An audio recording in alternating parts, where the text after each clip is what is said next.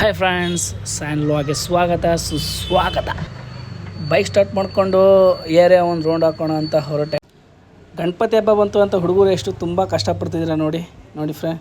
ಆದರೆ ಇಲ್ಲೊಂದೆರಡು ಕೋತಿಗಳು ನಿಂತವ್ರೆ, ಬರೀ ನಿಂತ್ಕೊಂಡು ಆಟ ಮಾಡೋದೇ ಅವ್ರ ಕೆಲಸ.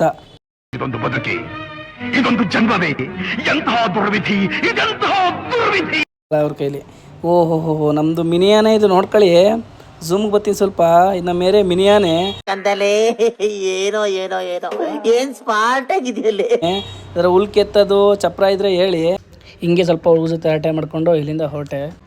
ಅಮ್ಮ ಕಾಲ್ ಮಾಡಿಬಿಟ್ಟು ಎಗ್ ರೈಸ್ ತೊಗೊಬಾ ಅಂತಂದರು. ಅದಕ್ಕೆ ಎಗ್ ರೈಸ್ ತೊಗೊಳ ಅಂತ ಇಲ್ಲಿಗೆ ಬಂದೆ. ಇವ್ರು ನಮ್ಮ ಶರತನ ಎಗ್ ರೈಸ್ ಮಾಡಿದವ್ರು ಮಾತ್ರ ಎತ್ತಿದ ಕೈ.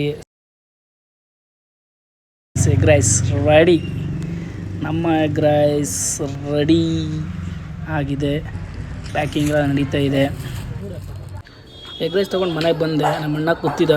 ನನ್ನ ಶಿಷ್ಯ ಬತ್ತವನೇ, ಬಾ ಶಿಷ್ಯ. ಶಿಷ್ಯ ನಿನ್ನ ವಿಷಯ, ನಡೆ ಹಿಂಗೆ ಕೊಡ್ತೀನಿ ವಿಷಯ.